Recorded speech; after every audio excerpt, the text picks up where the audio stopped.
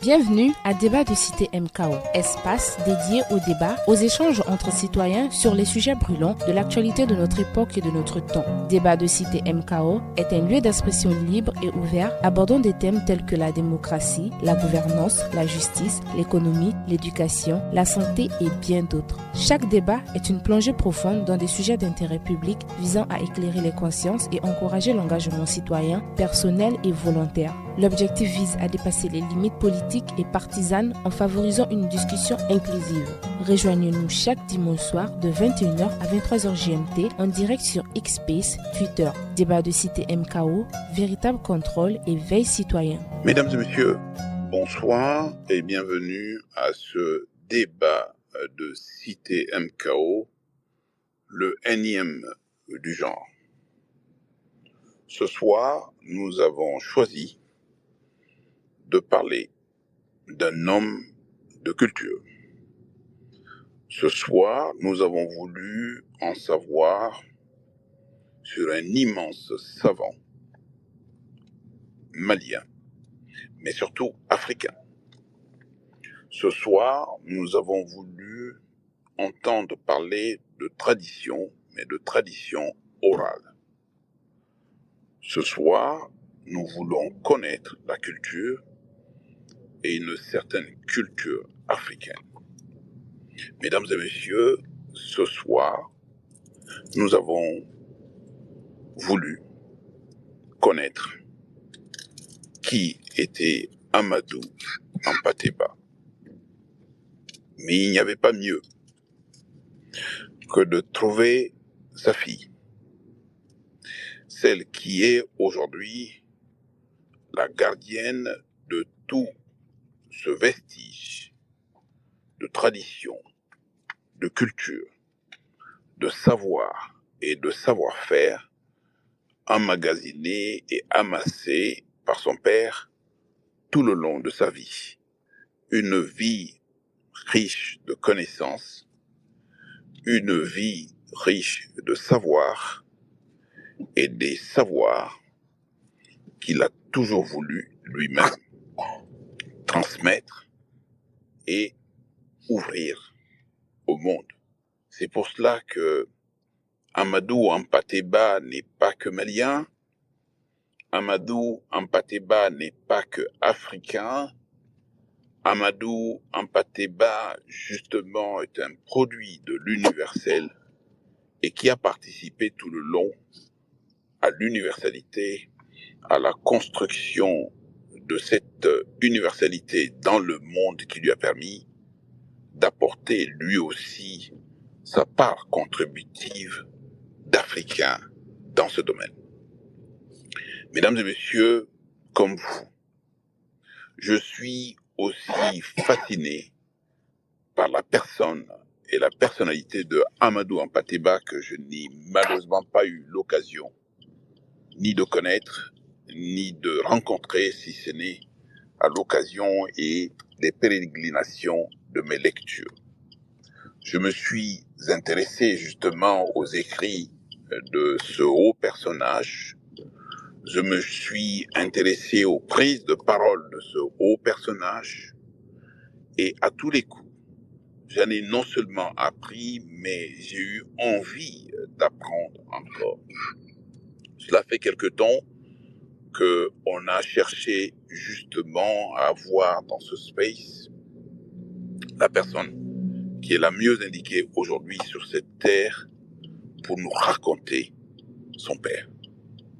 Mesdames et messieurs, nous avons la présence aujourd'hui de Rukiatou Amadou Hampâté-Bâ, qui est elle-même en charge de la fondation Amadou Hampâté-Bâ installée en Côte d'Ivoire, qui est connaisseur de son père, qui est connaisseur de la culture qui a été justement mise en œuvre par son père, et aujourd'hui qui peut véritablement nous parler de son père. Sinon, il y a aussi un certain nombre de personnes qui se sont toujours interrogées le long du space. Je les ai, par exemple, Petit Nouchi, qui dit « Je me rappellerai toujours de ce passage où Tierno Bokar lui refait son attestation de foi. Master Thiès, merci d'organiser ce space avec le son d'Empathé dont les oreilles ont transmis ces paroles pour notre oui toute aiguisée. Empathé appartient à tous les temps. Merci à Rukiatou de ses témoignages poignants et incisifs. Petit Noussi également, un space magnifique. Et puis Fabiola Ngongo qui nous dit « Madame Rukiatou Ampateba vient de lire cet appel à l'Afrique.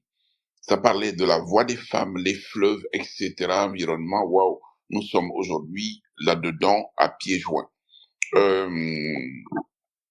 Et puis Alcatillo, est-ce qu'au sein de la fondation, vous traduisez ces livres en langue poulard ou dans d'autres langues africaines, par exemple L'étrange destin de Wagrin ou Amkoulel?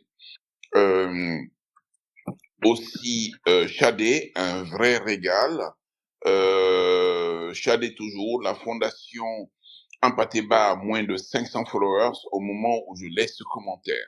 Ce débat est gratuit. Le moindre que nous pouvons faire est de suivre cette fondation pour dire merci à Rukiatou Empatheba.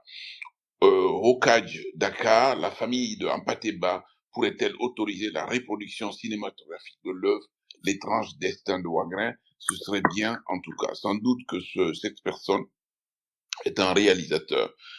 Salifou Keïta, une très grande partie de notre malienne, ivoirienne et même africaine, Amadou Ampateba, une très grande histoire qui nous permet d'avancer, oui, un grand régal de connaissances. Jafar, Amadou Ampateba, une sommité incontestable en ces temps troublés en Afrique. Rappelons-nous cette citation d'Amadou Ampateba, la culture africaine, c'est l'acceptation de l'autre, même s'il est différent. Ahmed Modibo Saleh, Amadou Ampateba, Taki Kanté, merci pour ce space très rafraîchissant. Toujours Taki Kanté, si tu penses comme moi, tu es mon frère. Si tu ne penses pas comme moi, tu es 2 fois mon frère, car tu m'ouvres un autre monde, Amadou Ampateba. Salifou Keïta ou Irène, Anastasie, je crois, il y a de ces spaces que l'on écoute entre amis africains dans un silence total. En voici un vrai régal de connaissances. Ami aussi émouvant que fascinant, ce grand homme est hautement admirable. Merci, madame. Ouri Kourou Diallo, merci pour ce témoignage. Amadou Ampateba était un fervent défenseur de la tradition Peul, un soufi dans l'âme. Kerry James, le destin étrange de Wangré, la puissance de ce roman plein d'enseignements, quelle histoire. Med Abdou, bonsoir. Pourriez-vous me dire pourquoi la Fondation Amadou Ampateba a choisi d'établir son siège en Côte d'Ivoire alors qu'il est originaire du Mali? Y a-t-il des raisons historiques ou personnelles qui expliquent ce choix? Philly Noun, ma secrétaire, a la réponse. Chadé, il y a de ces spaces que l'on écoute, alors c'est lui qui l'avait dit. Fabiola Gongo, c'est la femme que l'homme commence, c'est en la femme que l'homme commence à exister et à sublimer. Fabiola Gongo toujours, la tradition n'est pas l'antagonisme du modernisme. Fabiola toujours, éviter de jeter sa sémence dans la jachère. Oui, elle est belle celle-là. Oumoudiko, en 1933, il obtient un congé de 6 mois qu'il passe auprès de Tierno Bokar, son maître spirituel. En 1942, il est affecté à l'Institut d'Afrique noire de Dakar, grâce à son directeur, le professeur Théodore Monod. En 1951, il obtint une bourse de l'UNESCO. Oumoudiko, à titre de punition, le gouverneur l'affecte à Ouagadougou en qualité d'écrivain temporaire à titre essentiellement précaire et révocable. De 1922 à 1932, il est dans l'administration coloniale en Haute-Volta, actuelle Burkina Faso, puis jusqu'en 1942. Oumarou Diko, toujours pour mémoire, il fréquente d'abord l'école coranique avant d'être réquisitionné d'office pour l'école française à Bandiagara puis à Guéné. En 1915, il se sauve pour rejoindre sa mère à Kati, où il reprend ses études. En 1921, il refuse d'entrer à l'école normale de Gorée. Fabiola, très instructif et riche contribution de Madame Rukiatou Ampateba. Ayoub Sidibé, apparemment, il y a un véritable problème de réseau. Oumarou Diko, pour mémoire, Amadou Ampateba est né en janvier 1901 à Bandiagara, chef-lieu du pays d'Ogon et ancienne capitale de l'Empire tout couleur du Massina. Al-Katillo, j'ai une question. Est-ce que Monsieur Ampateba avait écrit des livres en langue fulfulde? Car c'est grâce à son leadership que la langue poulard a été unifiée sous l'égide de l'UNESCO. L'objectif de cette conférence de Bamako en 1966 était de permettre cela, je crois. Tierno Sora, on n'entend rien, il se plaignait. Kodoy, mettez un co-hôte, maître, s'il vous plaît. Et puis, voilà, je pense que j'ai lu tout ce qui a été dit. Il y a du nouveau. Youssouf Sidibé, il a été pour moi un ami, un conseiller, un guide à travers ses ouvrages. Moriba Diallo, il faut tout simplement dire que Amadou Hampâté-Bâ est une université, malheureusement, qui reste toujours méconnue au Mali. Merci infiniment, Madame Rokiatou, pour avoir ressuscité l'homme ce soir. Sam J. Mac, papa Hampâté, serait fier de sa fille. Chapeau, madame. Maïga Amadou Mohamed, le plus fort d'un homme est de savoir se dominer dans les situations même les plus énervantes. Nadège, un très grand plaisir qui nous offre Maître Konaté à travers la fille du grand Hampâté-Bâ, Rukiatou Hampâté-Bâ.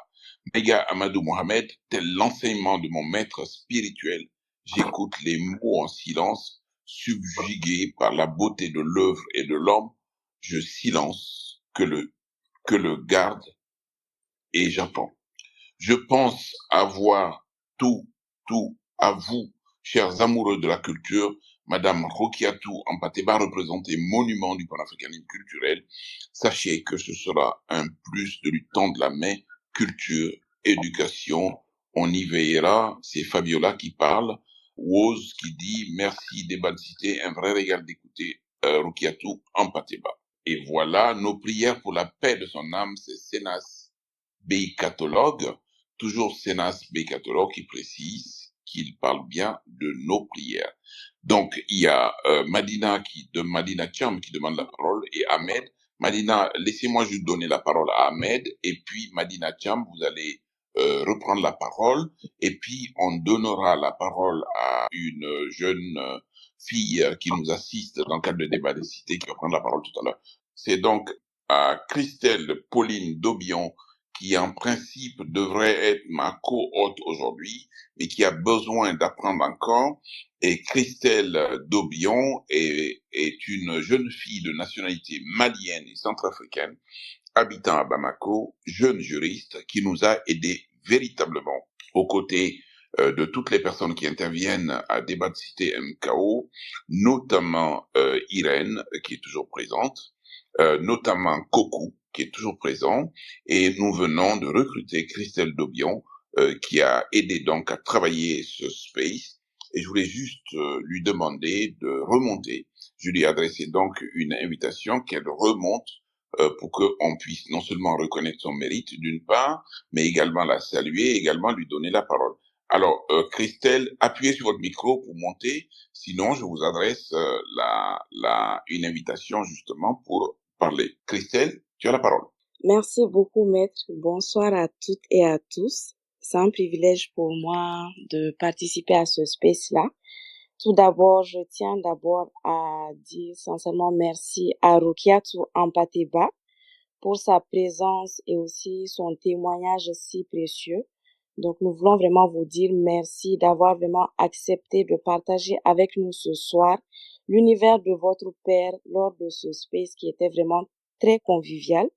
Et ce soir, nous avons vraiment eu l'opportunité très rare de pouvoir plonger dans l'intimité de cet homme-là, dont la pensée et surtout les œuvres continuent d'inspirer et de guider des générations.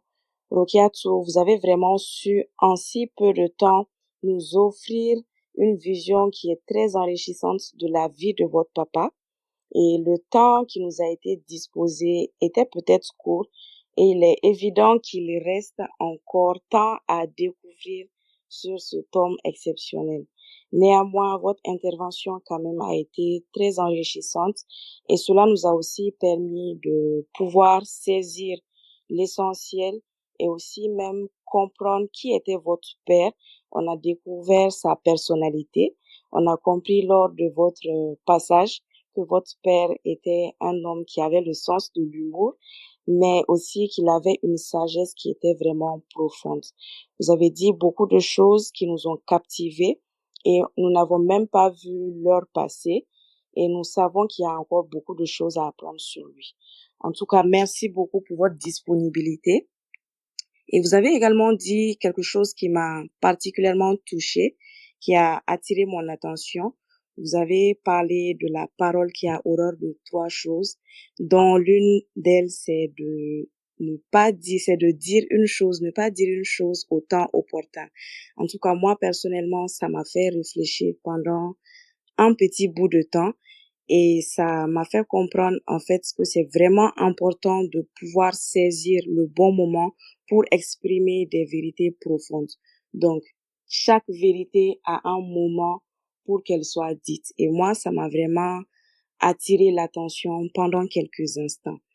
Et en tout cas, il est clair que Amadou Hampâté-Bâ n'est pas mort parce que nous avons compris ce soir qu'il continue à vivre vraiment au travers de ses écrits, de ses enseignements et surtout au travers de vous aussi, vous, sa fille, ainsi que la fondation qui perpétue son œuvre.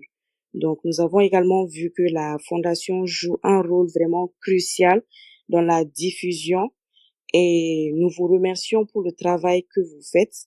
Nous vous remercions de continuer à faire vivre Amadou Hampâté-Bâ. Et également, comme quelqu'un l'a dit en commentaire, j'aimerais aussi inviter toute personne, en fait, pour soutenir cette noble cause-là, vraiment à nous abonner sur la page de la Fondation Amadou Hampâté-Bâ. C'est vraiment un moyen très simple, mais significatif de pouvoir contribuer à la pérennité de son héritage et de participer aussi activement à la diffusion de ses valeurs. Et pour terminer, je voulais sincèrement dire merci à Maître Konaté parce que sans lui, ce space-là n'aurait pas lieu. Merci beaucoup, Maître, pour cette initiative. Merci pour votre soutien qui sont vraiment essentiels pour pouvoir organiser ce genre de rencontres enrichissantes qui nous fait énormément de bien. Merci à vous. Merci infiniment, Christelle Pauline Dobion. Merci pour cette première prise de parole. Merci pour votre participation à ce space et surtout, merci pour avoir eu l'occasion de plonger dans les œuvres de Amadou Hampâté-Bâ et tout le long de la semaine et des 10 jours qui ont suivi. Christelle a animé donc les réseaux de débats de cité MKO, notamment par les citations de Amadou Hampâté-Bâ et les recherches fondamentales qu'elle a menées justement lui ont permis d'animer constamment le site et Christelle, continuez comme ça que d'ici quelques temps vous allez donc une fierté parmi tant d'autres et bravo d'être là. Malheureusement, Madina est encore tombée, elle est remontée, elle est tombée, elle a sans doute un souci de connexion. Je voudrais donner la parole exceptionnellement à Sam J. Mac pour 2 minutes, le temps que l'on puisse conclure avec Rukiatou. Sam, vous avez la parole. Oui, bonsoir. Je serai très court. Vraiment, merci pour ce space. Merci à Débat de Cité, à toute l'équipe. Et merci à Madame Okatou pour partager avec nous, on va dire un petit peu cette histoire de votre père, cette histoire de famille qui est très enrichissante. Le point la question que j'ai, c'est un petit peu la fin du point de Christelle, c'est savoir aujourd'hui quels sont les challenges, quels sont les défis que vous avez pour la diffusion par rapport des œuvres ou pour la continuité, la pérennité de ce qu'a été Monsieur Amadou Hampâté-Bâ. Et en quoi est-ce que les plus de 170 personnes sur ce space peuvent vous aider? Ce serait très intéressant. On ne sait jamais, ne serait-ce qu'une seule personne qui aide dans ce space, on ne sait jamais. Donc, j'aimerais bien avoir une idée de vos réalités et en quoi est-ce que nous, jeunes Africains, on peut apporter notre petite pierre à l'édifice. Mais c'est parfait. Et je pense que Rukiatou, qui a la parole, aura sans doute l'occasion de vous répondre.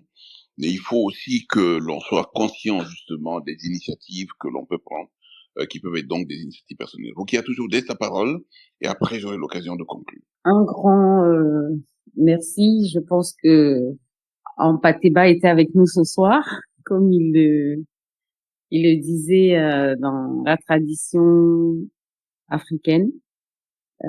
par rapport à la conception sur la mort, que le nouveau-né qui n'a pas fini sa mission et qui était prédestiné revient sur Terre pour effectuer son destin, tout comme un sachant qui a commencé une œuvre d'intérêt général qui nous quitte et que il nous accompagne, l'esprit nous accompagne aussi pour assurer la continuité. Et rien qu'avec votre volonté d'accompagner et votre écoute qualitative, je crois que vous avez. Parce que en fait, au soir de sa vie, il a consacré il n'avait pas peur de mourir, mais il a consacré un temps précieux à accumuler des connaissances et pour la postérité dans un élan de générosité. Et donc, ce qu'il craignait, c'est que après lui, tout cela ne se dilapide. Parce que ce qu'il a consigné pour nous, il l'a collecté dans le cerveau de personnes qui n'existent plus. Donc, c'est un trésor inestimable qu'on ne peut plus reconstituer, mais qui sont sur des supports fragiles. Fort heureusement, on avait voulu faire au Mali, comme on a dit, même lui-même en 77, hein, il n'a pas eu l'agrément, mais on va pas pleurnicher sur voilà. Mais voilà, moi aussi, c'est pas faute d'avoir voulu non plus. J'ai frappé à beaucoup de portes et je continue encore parce que on est en Côte d'Ivoire.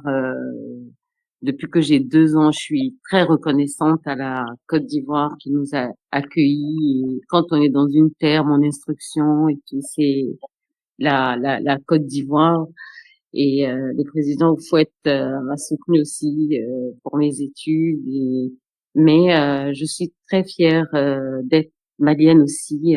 C'est mon ADN aussi. Je suis très fière d'avoir cette double culture. Et comme je le dis, pour moi, un peu comme en pâté, ces frontières artificielles existent, mais n'existent pas parce que il dit le mot, les concepts qu'on attache à la notion autochtone, étranger, il dit ça vient de la primauté de l'occupation aussi, hein. C'est-à-dire, dis donc, mais étranger quelque part, voilà. Mais bon, l'Afrique, c'est une Afrique à construire et c'est foncièrement, voilà, pour l'intégration, y intégrer. Et c'est pour ça qu'il appelait de tous ses vœux cette unité de l'Afrique. Il dit l'Afrique est riche, mais parce qu'on n'est pas unis, on n'est pas intégrés, les plus forts deviennent les plus faibles, voilà. Et donc, pour dire que, comme Maître l'a dit, maintenant le projet de la fondation, je pourrais le développer en détail et l'envoyer à tous, mais les initiatives personnelles aussi sont les bienvenues. On a besoin de tous parce que c'est une œuvre qui nous laisse et on est tous et je suis persuadée qu'on peut vraiment y trouver on peut y trouver les réponses. Bon, moi en Patéba, le père, je l'ai vu, mais j'étais peut-être un peu quand il mourait, j'avais 24 ans.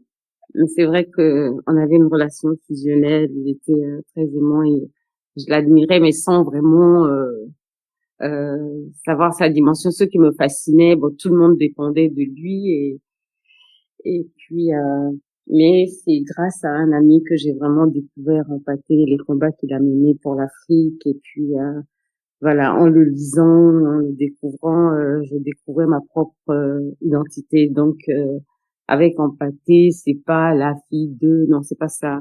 Je suis un peu l'ouvrière à la tâche parce qu'au soir de sa vie, il m'a confié cette mission-là aussi. Je fais la confiance si ça n'était nous.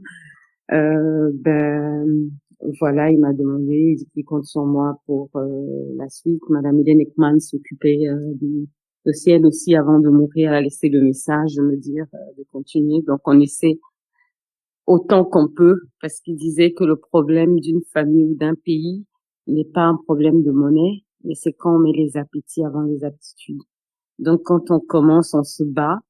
Et si on devient crédible, on trouvera toujours des gens pour accompagner, surtout quand c'est une œuvre sacrée et d'intérêt général. C'est pour ça que je suis très contente de ce space.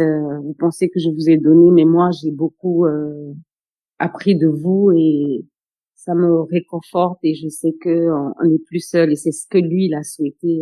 Vous m'avez donné cette opportunité et voilà, donc ensemble, je pense qu'on va s'organiser pour que plus jamais en Afrique la mort d'un vieillard ne constitue une perte irrémédiable du patrimoine. Alors, Kodoy demande exceptionnellement la parole. Je la lui accorde 2 minutes avant de conclure. Merci, maître. Je voulais juste rendre un petit hommage à notre grand-père Hampati et surtout aussi une dédicace à Rukiatou en Pulaar parce que c'est un poème qui a été traduit par notre professeur de Pulaar qui s'appelle Dembele Amasamba de Djowol. C'est un poème de Hampateba en Pulaar. Je vais vous lire juste, bon, je le récite, mais je vais lire juste 5 à 6 vers pour l'audience et surtout aussi pour le Pulaar d'une manière générale parce que c'était Kurtugu Jitala. Il disait dans Kurtugu Jitala, il disait e nder gurdam men yaltitake cay asaman o sakkitake cay hay dogde mo yiɗi anda ɗo fayi ar kalden gonga addu joyi sinno ko hankine baɗi selli kes mi nandani e kala mayɗo mes e nder jimri e gamri mi yurata so mi dorino dandam ha wula cikka ko bolumbel cikka ko corumbel. Donc c'est long mais c'était juste une petite dédicace à Rokhyatou et surtout aussi un hommage à notre grand-père à tous, Amadou Hampateba. Et encore, je répète encore une fois, pour les maracas là qui sont là, qui ne comprennent pas le Pulaar là, et les serreurs là, allez-y apprendre le Pulaar, c'est la langue de vos maîtres, quoi. Merci. C'est ça le drame que de laisser la parole au seul en dernier. J'ai constaté d'ailleurs que tous ceux qui se sont succédés ici étaient des bas, des dialogues, des machins et tout ça. Bon, tous les noms que l'on entend très peu, et en même temps, il faut pas du tout se regrouper à plusieurs avec ces noms-là, parce que vous savez, quand vous voyez un Peul, que vous voyez pas son second, vous n'avez pas vu le Peul encore. Mais en tout cas, et franchement, du fond du cœur, mille merci, Rukiatou, Amadou, Hampateba. Tu parles de ton père en référence de beaucoup de choses.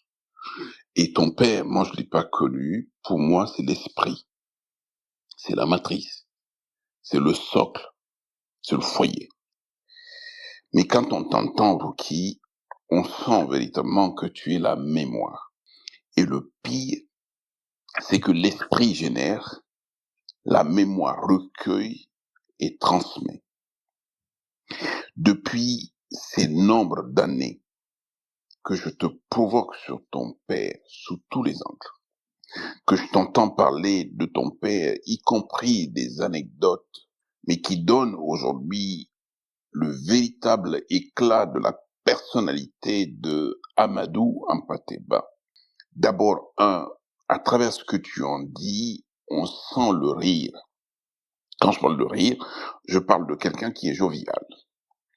Et deuxièmement, on sent un humour, un sarcasme que l'on peut sentir, parce que véritablement, ces prises de parole, l'expression de son opinion laisse transparaître aujourd'hui que le premier qui se paye sa tête, c'est lui-même.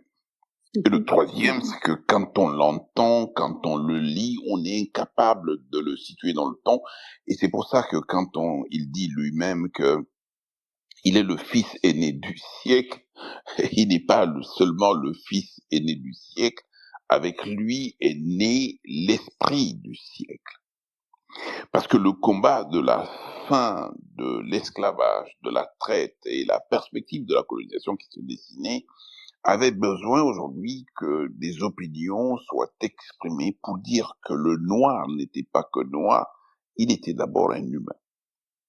Et ensuite, un humain qui était capable d'avoir une culture, parce que vivant dans un environnement et un espace qu'il était arrivé à dompter, parce que la mer, les fleuves, les marigots, le ciel, la terre, les montagnes, les bêtes, les maladies ont été totalement appréhendés justement par les gens de cette époque. Et quand on voit aujourd'hui comment, à travers Thierno Bokar, Amadou Hampâté-Bâ nous enseigne les fondamentaux de la culture, la parole qui n'est prise que lorsque c'est le bon moment, jamais trop tôt, jamais trop tard, pendant est nettement mieux, parce que simplement la parole a du sens lorsqu'elle est dite au moment donné. Quand on regarde avec quelle sagesse il arrive à dominer mais tous les sens, le sens religieux, le sens de la coutume, le sens de la tradition, tout ce qui aujourd'hui représente des fondamentaux qui justifient notre existence d'homme, et surtout la capacité de dire aux autres que loin de vous, ce que vous pensez que nous sommes plus que vous et nous sommes au-delà de vous. Cette humanité a bien commencé quelque part, elle a dû se prolonger ailleurs. Ce n'est pas parce que nous sommes arrivés à dompter la science qui fait que l'homme blanc arrive à aller au ciel, tandis que l'homme noir est sur terre. On peut être sur terre et être capable aujourd'hui de maîtriser les célestes. Le rapport de Amadou Hampâté-Bâ avec le soleil, avec tout l'univers, avec tout l'environnement, nous donne l'occasion aujourd'hui de savoir qu'il n'était pas qu'un érudit, il était plutôt un savant. Cet esprit-là, pour moi, est inégalé dans la capacité de transmettre nos traditions à l'oralité. Il se dit pas universitaire, mais à l'époque, avions-nous besoin véritablement d'être universitaires pour aujourd'hui être capables de nous dompter, de dompter nos savoirs, de dompter notre culture et de les sortir comme la parole au bon moment. Cette phrase qui était prononcée à l'occasion d'un gros conflit au sein de l'UNESCO, qui avait mis donc en prise directe justement à la fin de la colonisation et aux premières heures de l'indépendance des États africains à la tête des dirigeants sans doute jeunes, fougueux, un peu à la Thomas Sankara dans sa prise de parole vis-à-vis du président François Mitterrand. Et ce cycle s'est repris encore au Kiatou parce que notre père Amadou Matambo, qui a présidé aux destinées de l'UNESCO, a été aussi confronté à des difficultés, les mêmes qui ont permis justement à l'Amérique, les États-Unis, de couper les vivres à l'UNESCO, de créer une crise, parce que simplement l'expression de tout ce qui pouvait éventuellement représenter la participation de tous vers l'universalité, la présence des États africains, leur participation au processus de prise de décision dans le cadre de l'UNESCO, qui ne devrait pas donner l'occasion simplement à ceux qui étaient les apporteurs de capitaux d'être les plus dominants, parce qu'on n'était pas dans une société commerciale où le niveau de participation était déterminant du niveau de vote. Non. On était dans le système des Nations Unies, on était à la fin de la Société des Nations, on était dans un processus de création, justement, de la paix mondiale. Et l'UNESCO agissait dans le cadre de cette paix mondiale pour dire simplement que Amadou Hampâté-Bâ a toujours été malien, s'est toujours considéré comme malien, n'a rien mis en avant d'autre que le Mali pays, que le Mali nation, que le Mali État. Bien évidemment, des contingences ont permis aujourd'hui de prendre du recul, mais le Mali ne l'a jamais oublié. Je te dis juste une anecdote. J'ai eu l'occasion justement de parler avec le président Moussa Traoré, que j'ai bien connu, que j'ai bien approché, sur un certain nombre de questions et à l'occasion de l'évocation justement de la question du port. Et il m'a fait cette confidence que lui a faite ton père en disant que le Mali était désemparé. Justement, lorsque la fédération du Mali a éclaté avec le Sénégal, et que ce qui était recherché, c'était plutôt le retour du président Modibo Keïta et de toute la délégation qui l'accompagnait, notamment les membres du gouvernement et toutes les institutions qui étaient présentes à Dakar, et qui devaient donc retourner par le train de Dakar-Niger, de Dakar à Bamako. Et quand le président Modibo Keïta se dirigeait vers la gare ferroviaire de Dakar, on ne savait même pas s'il avait la possibilité ou si on le laisserait libre de rentrer dans le train et que le train bouge assez facilement et assez normalement. Et tout le long, la question du train, c'était est-ce que les frontières sénégalaises resteraient ouvertes, parce qu'à l'époque, c'était par le Sénégal que nous procédions justement à l'importation de nos marchandises, et un pays enclavé comme le Mali prenait le total de ses approvisionnements vers le Sénégal. La Côte d'Ivoire n'était pas à l'époque très développée, les routes notamment, on avait la voie ferrée. Et il se trouve que cette option qui a été dictée à l'époque, et on m'a dit que Amadou Hampâté-Bâ y était beaucoup, a permis non seulement de dégeler le problème politique entre Modibo Keïta et Houphouët-Boigny d'une part, parce que les options vis-à-vis de l'indépendance ou de la participation à la communauté française à l'époque avaient divergé. Les deux hommes. Et du coup, ils ont repris non seulement langue, et d'ailleurs, Ruki ne le dira pas, mais l'une des premières visites après le retour du président Modibo Keïta du Sénégal, qui a fait le tour de l'Afrique un peu, l'une des premières visites qui est organisée sur place à Abidjan, a été organisée en partie par Amadou Hampâté-Bâ.